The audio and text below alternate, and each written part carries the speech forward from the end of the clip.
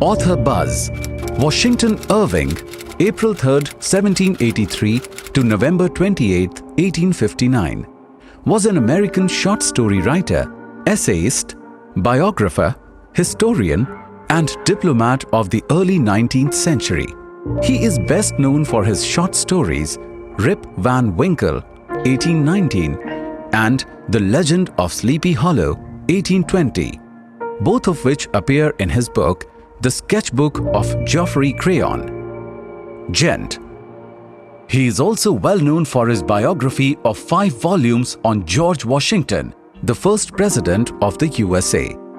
His work, The Sketchbook of Geoffrey Crayon, earned him international fame, and thereafter he had continued writing all through his lifetime.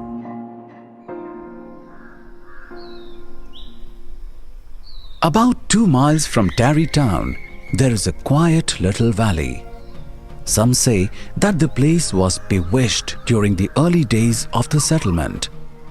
The dominant spirit, however, that haunts this enchanted region and seems to be the commander-in-chief of all the powers of the air is the apparition of a figure on horseback without a head, known by the name of the Headless Horseman of Sleepy Hollow. In this village, several years ago, Ichabod Crane instructed the children of the vicinity. He was tall but exceedingly lank, with narrow shoulders, long arms and legs, and his whole frame most loosely hung together. To see him striding along the profile of a hill on a windy day, one might have mistaken him for some scarecrow eloped from a cornfield.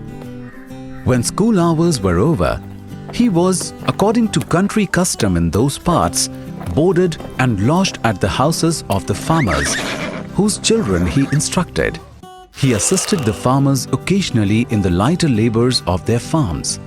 In addition, he was the singing master of the neighborhood, instructing the young folks in psalmody. The schoolmaster is generally a man of some importance in the female circle of a village. Our man of letters, therefore, was peculiarly happy in the smiles of all the country damsels. He was, moreover, esteemed by the women as a man of great erudition, for he had read several books, including Cotton Mather's History of New England Witchcraft. Among the musical disciples who assembled one evening in each week to receive his instructions in psalmody was Katrina van Tassel, the daughter and only child of a substantial Dutch farmer. She was a blooming lass of 18. Ichabod Crane had a soft and foolish heart, and it is not to be wondered at that she soon found favor in his eyes. Among his competitors was a burly, roaring, roistering blade of the name of Abraham, or, according to the Dutch abbreviation, Bram Boon van Brunt, the local hero. He was broad-shouldered with short curly black hair. A deadly feud gradually arose between him and Bram had been overheard to boast that he would double the schoolmaster up and lay him on a shelf of his own schoolhouse. All this talk was suddenly interrupted by the appearance of a messenger. He came clattering up to the school door with an invitation to Ichabod to attend a merrymaking or quilting frolic to be held that evening at Mynheer van Tassel's. The gallant Ichabod now spent at least an extra half hour in his toilet, arranging his locks by a bit of broken looking glass that hung up in the schoolhouse. He even borrowed a horse from the farmer, and thus, gallantly mounted, issued forth like a knight-errant in quest of adventures. The animal was a broken-down plough horse that had outlived almost everything but his viciousness. He was gaunt and shagged. His rusty mane and tail were tangled and knotted with burrs. One eye had lost its pupil, but the other had the gleam of a genuine devil in it and aptly bore the name of Gunpowder. Old Baltus Van Tassel moved about among his guests with the face dilated with content and good humor. Ichabod prided himself upon his dancing, as the lady of his heart was his partner in the dance, while Brom Bones, sorely smitten with love and jealousy, sat brooding by himself in one corner. It was a very witching time of night that Ichabod rode homewards along the sides of the lofty hills which rise above Tarry Town. In the dead hush of midnight, he could even hear the barking of the watchdog from the opposite shore of the Hudson. No signs of life occurred near him. All the stories of ghosts and goblins that he had heard now came crowding upon his recollection. The night grew darker and darker. The stars seemed to sink deeper in the sky. He had never felt so lonely and dismal. He was, moreover, approaching the very place where many of the scenes of the ghost stories had been laid. In the center of the road stood an enormous tulip tree. Suddenly, he heard a groan. His teeth chattered and his knees smote against the saddle. It was but the rubbing of one huge bough upon another as they were swayed about by the breeze. About 200 yards from the tree, a small brook crossed the road, known by the name of Wiley's Swamp. A few rough logs laid side by side served for a bridge over the stream. As he approached the haunted stream, his heart began to thump.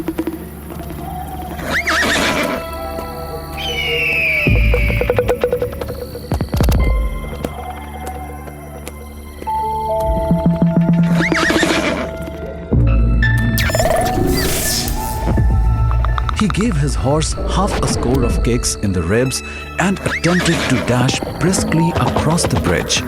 But instead of starting forward, the perverse old animal made a lateral movement.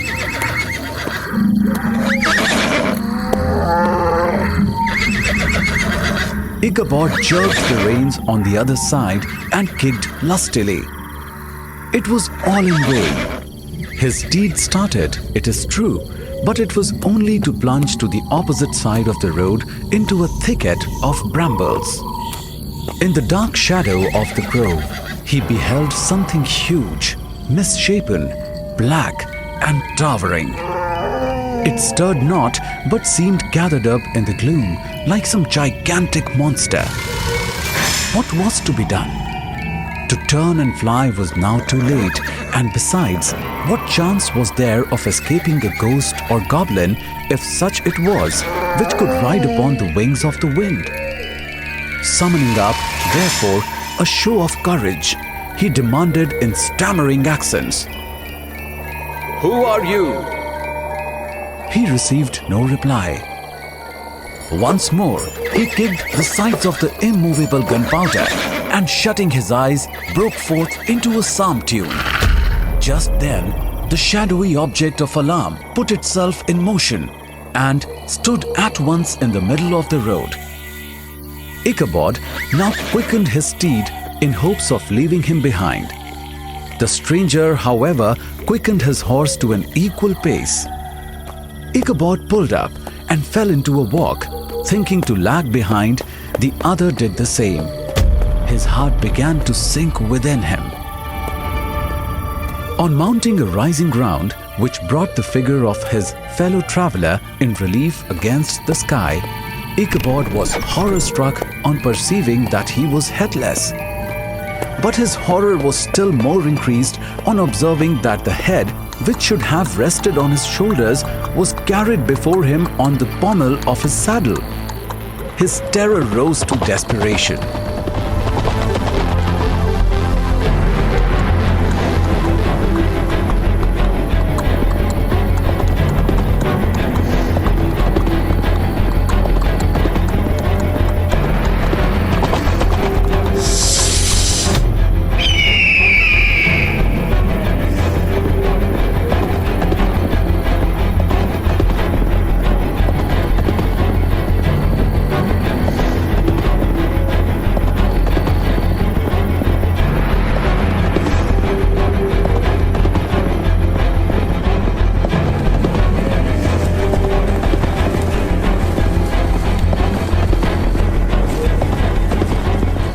When he had got halfway, his saddle gave way. He seized the horse by the pommel and endeavored to hold it firm. The saddle fell to the earth, and he heard it trampled underfoot by his pursuer. An opening in the trees now cheered him with the hope that the church bridge was at hand. "If I can but reach that bridge," thought Ichabod, "I'm safe."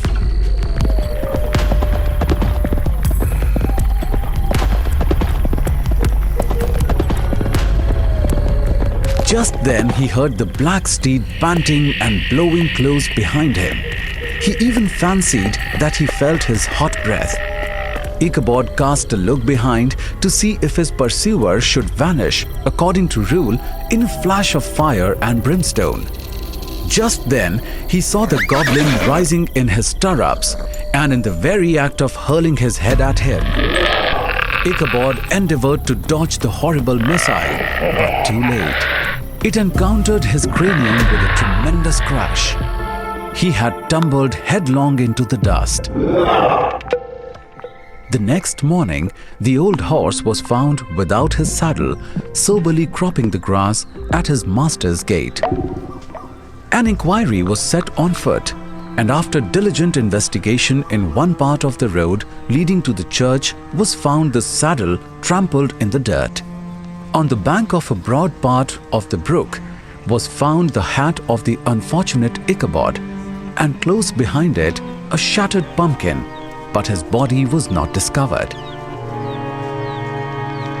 An old farmer who had been down to New York several years after brought home the intelligence that Ichabod Crane was still alive, had kept school and studied law at the same time, had been admitted to the bar, turned politician, electioneered, written for the newspapers, and finally had been made a justice of the 10-pound court.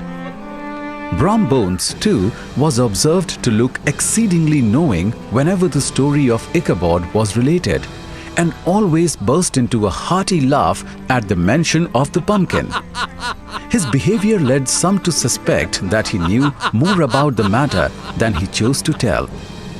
The old country wives, however, maintain to this day that Ichabod was spirited away by supernatural means.